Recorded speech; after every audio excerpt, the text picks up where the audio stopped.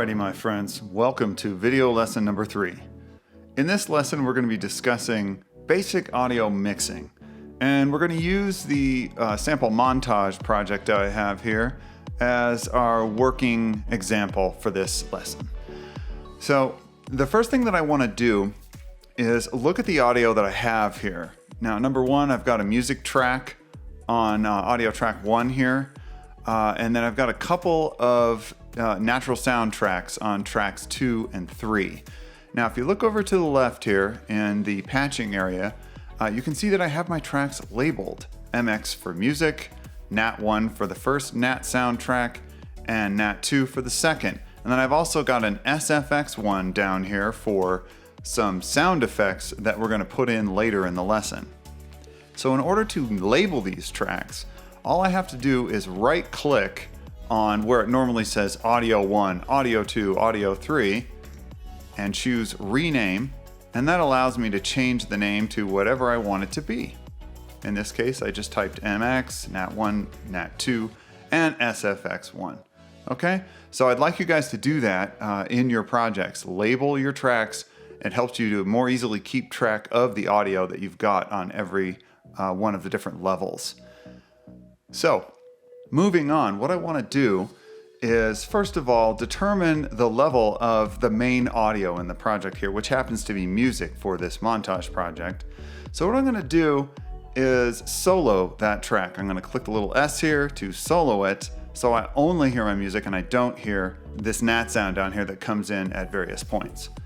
So, let's listen.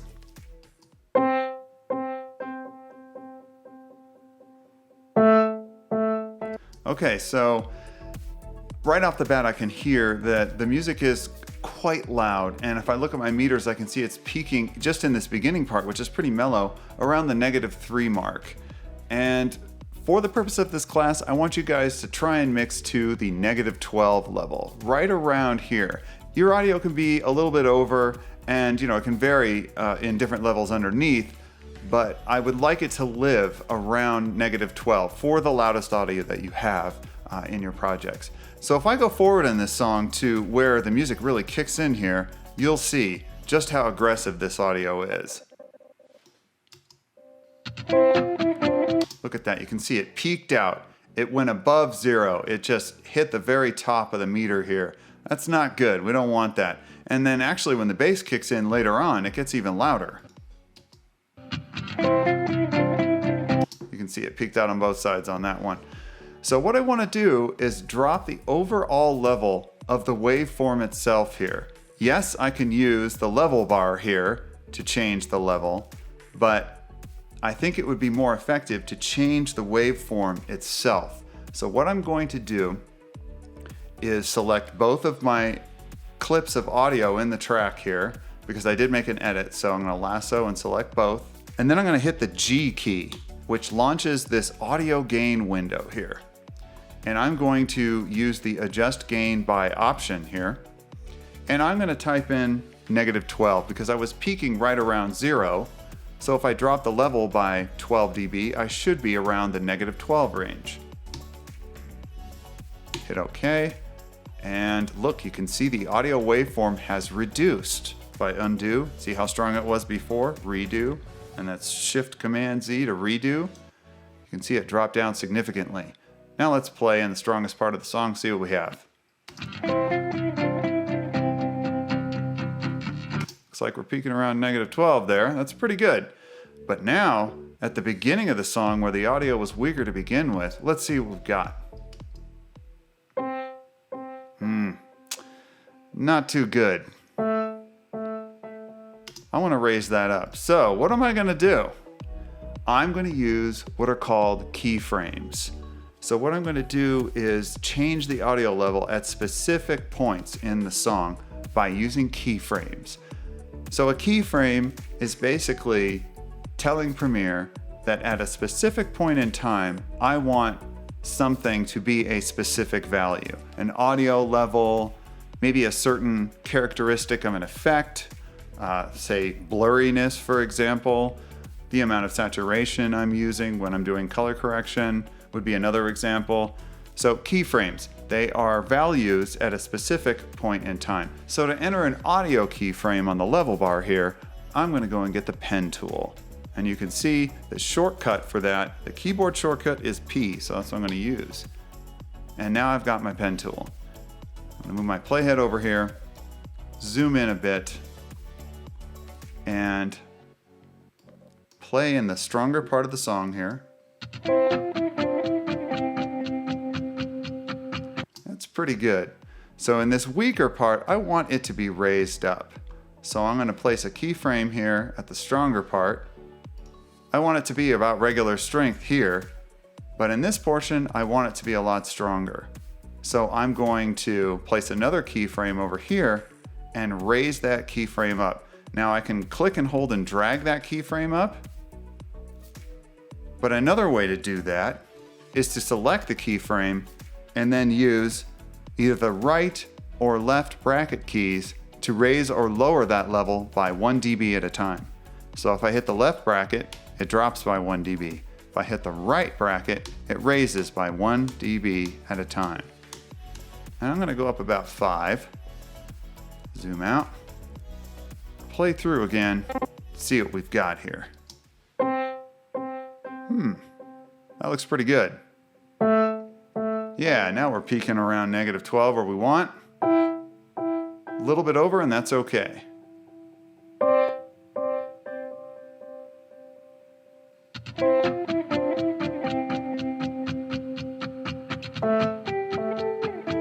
I think I'm going to raise this one just slightly, maybe 1 dB there.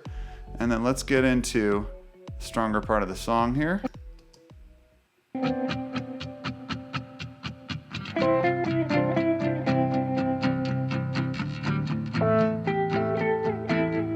I might drop that down by 1.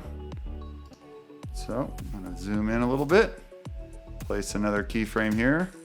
Before I get to the level where I want it to be down, I want it to smoothly drop over time, so it's not so noticeable, not a sudden drop. And what have I got here?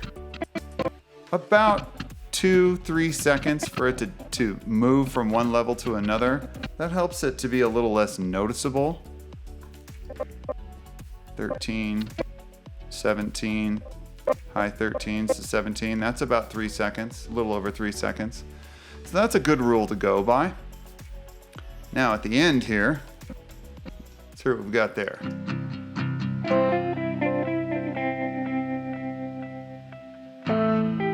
It's a little low, so I'm going to select that area.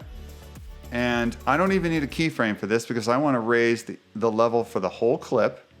So I can have that selected and hit the right bracket key to raise it by 1 dB. There we go. Play through again. Nice. Peaking at -12. Little over. That's good. Maybe the last two should come down a bit. So again, I'm going to go before I want them to be a little bit lower, then place that second keyframe where I want them to be lower, hit the left bracket key, drop it down by 1, play through again.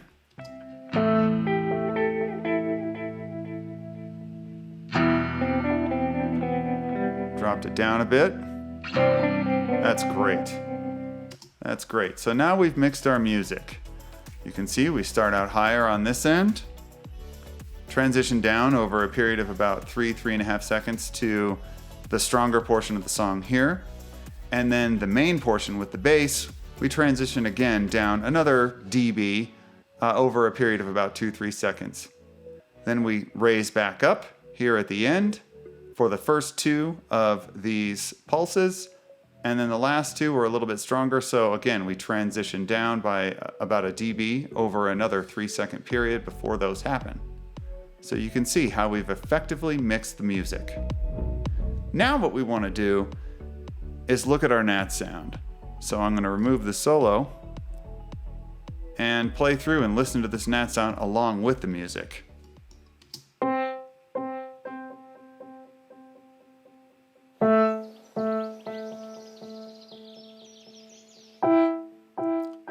Nice.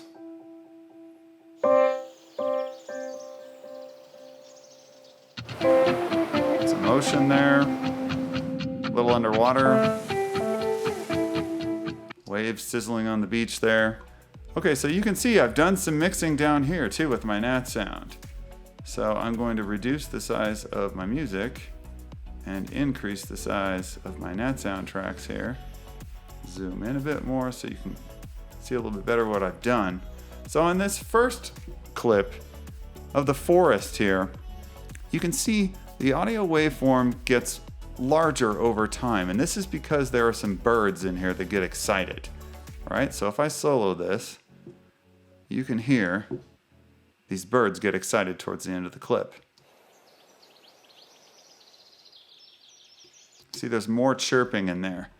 And what I did was I dropped the level of the clip over time with, again, some keyframes as these birds became excited to counteract the fact that the audio gets a lot stronger, so that over the duration of the clip, we have an even audio level experience. Maybe, you notice the birds get a little bit louder, but not much, because I've mitigated that with these keyframes on the audio level itself.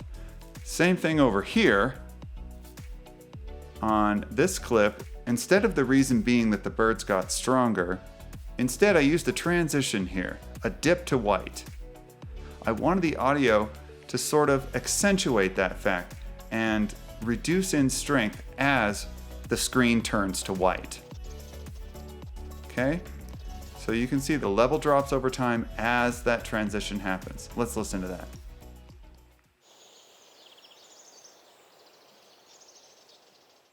It's subtle, but it does happen. And that is a point that I want you guys to understand.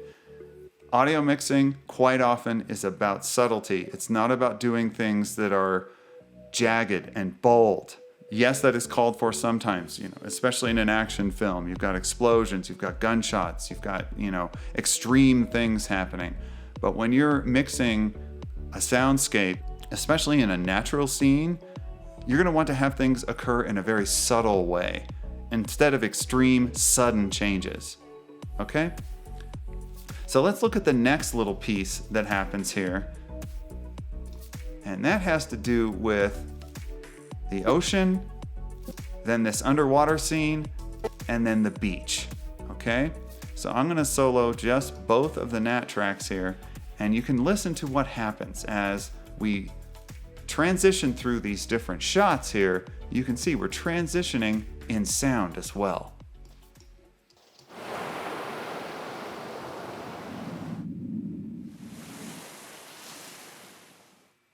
Okay, so the ocean comes in,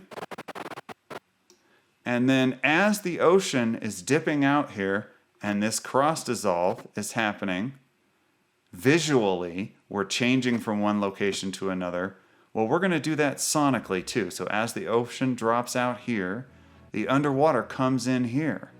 And you can see I've got the keyframes rather low here. I'm even going to bring this lower and this one a little bit lower. And I'm going to bring this one back a little bit. Now, when you want to move a keyframe left or right, you can just grab it and move it, but it's very easy to accidentally drop or raise the level when you're doing that. So if you want to keep that keyframe even as you're moving it left or right to change the timing of it, you click on it and then hold down the Shift key and then move left or right, and it's very easy to keep it very even, okay? So now let's play through and listen to the transition away from the ocean into the underwater scene and watch as this dissolve occurs from one location to another.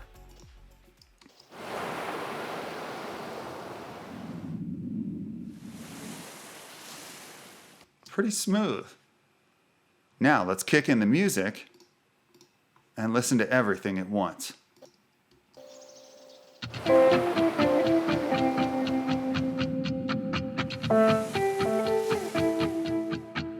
Nice. Very cool. And you can see on the tail end of this scene, we've got another dissolve going from underwater to the beach. And that is again echoed down here in the audio realm as the underwater dips out, the sizzling waves on the beach ramp in, and then they ramp out towards the end as we dissolve from the beach to this parking lot time lapse here. Okay? And the timing is roughly the same. And that's important to consider, that you want what's happening visually to be more or less echoed sonically with your audio mix. Make sense? Cool. Now you can also see I've got a bunch of crossfades on the clip boundaries of every one of these clips that I've thrown into the timeline here. There is a reason for that. So keeping in the vein of subtlety, it's very jarring to us humans to hear audio just cut in all of a sudden. So what we like to do as audio mixers is soften the arrival of that audio with a very short crossfade. So this crossfade here is only 5 frames long. You can see if I double click, it opens up the set transition duration dialog box, and you can see it's only 5 frames long. And you can also see that that transition actually spans the cut from one clip to another. So as we're leaving this sunrise over the city and going into the forest, that forest gnat sound actually starts to occur just before the cut. And that is a sound mixing trick. Okay, and you'll see that very often. So if I take off this crossfade and listen to the audio of the forest coming in, you'll hear it cut rather harshly.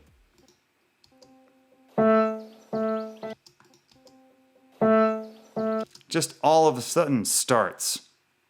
Listen to it soloed. It's very, very sudden. So if I put that crossfade back on, 5 frames. Now listen to that transition. Nice, softened, smooth, subtle. It doesn't draw attention to itself. And that's one of the keys in all of editing, not drawing attention to what you're doing. It's the invisible art after all, right? Okay. So I'm zooming out with my backslash key to reveal my entire timeline at once. And now I'm going to play through this just to check my mix one more time.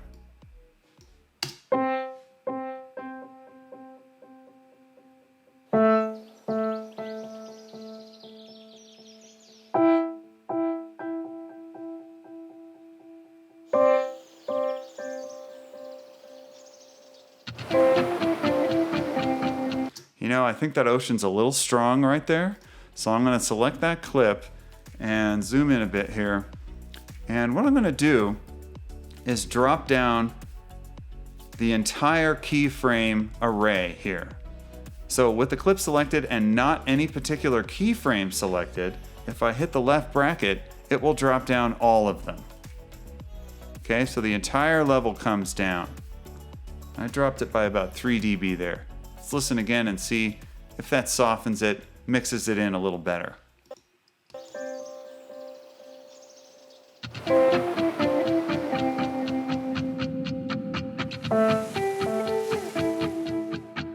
Yeah, I think that works rather nicely. Okay, so we mixed the level of the music first of all with that soloed, and then paid close attention to each of our gnat sound clips here, and then mixed them in to make sure that they were balanced with the music so that the entire experience comes off as a nice, even, balanced mix. Now what I want to do, as I alluded to earlier, is put in a sound effect. So what I'm going to do is throw in the sound of some cars on this time lapse here of traffic moving through this downtown area. But I'm going to alter the sound of the traffic so that it sounds a little extra special, a little different. Not like the sound that you would actually hear in the scene, because this is a time lapse. So I want it to sound a little bit special, sped up, commensurate with what I'm actually seeing. So what I'm going to do is go over to my project panel here and check out this traffic that I downloaded from Freesound. Okay? Double click on the clip, open it up in the source monitor, and you can see I have an endpoint here for part of it that I like. Hitting Shift-I to go to that endpoint. Playing forward, let's listen to this traffic.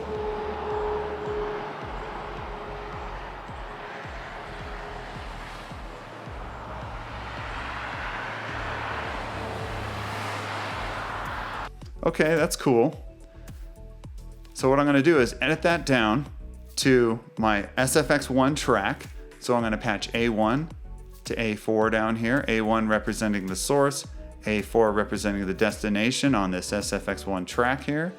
And I want that clip, starting where I have placed my in here, to be edited down into the timeline and only span this clip here of the downtown traffic time lapse. Okay, so what I'm gonna do is select the clip and use the / key to mark that clip with an in and an out. There we go. Quick and easy, / key. So now I'm gonna edit down my traffic, and there it is in the timeline, and totally unmixed, doesn't have any crossfades at the clip boundaries, but let's just listen to it.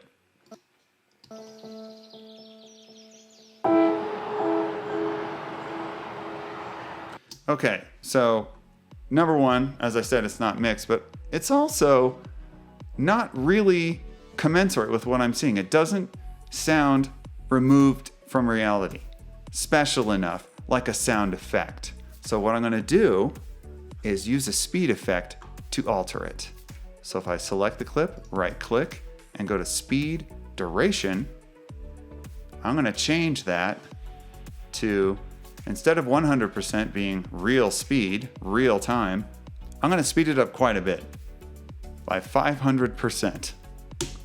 Now you can see that same duration of the clip now takes up a lot less time in the timeline.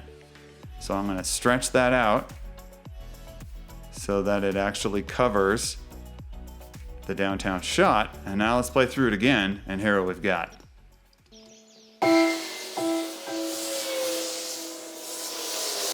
Sounds kind of cool. Okay, so let's mix this in. First of all, at the transition between these two clips, I want to do what I've done up here with this short little crossfade.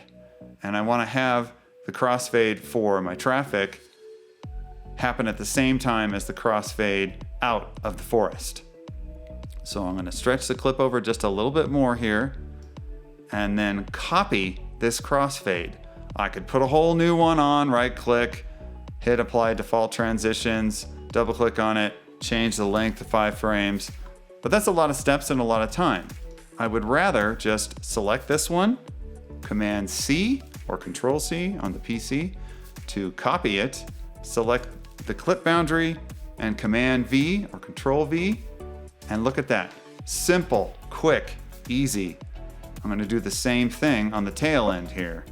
Zoom in, stretch it out, copy, paste.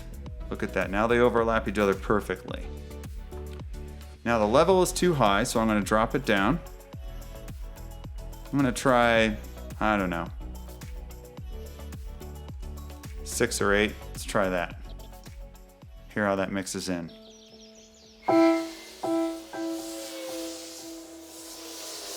Still a little bit hot. Bring it down a few more. There we go. Now it's mixing in. Okay, so now that I've sped it up, I like what it's doing. It sounds removed from reality. It sounds like a special effect, but I think it's a little too high pitched. Okay? Now there is a difference between pitch and level. Level is what I'm doing with the level bar here. That's the actual volume of the clip. But the pitch is how high or low the sound is. How high the sound is or low the sound is. So I want to change the pitch of this clip so that it's not so high.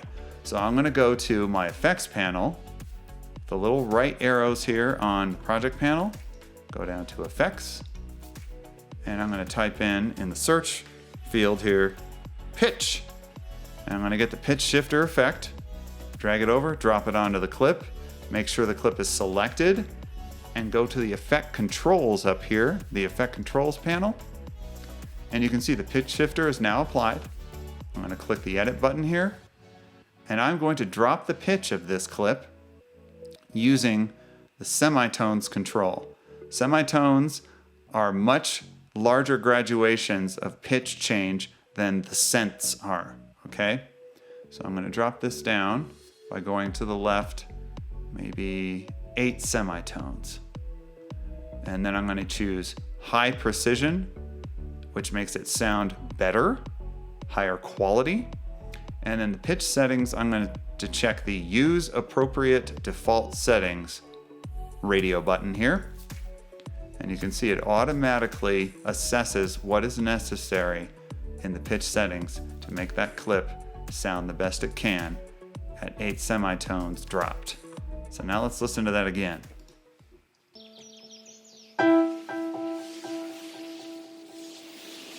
Okay, so if I turn it off, you can hear how high it was before. Turn it back on, and you can hear the difference between the two. Higher,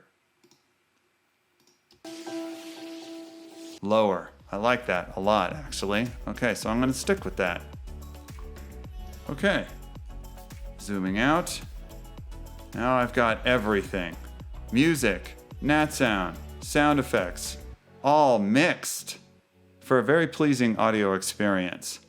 And that's audio mixing, using gain, keyframing, and controlling the level bar with the right and left bracket keys.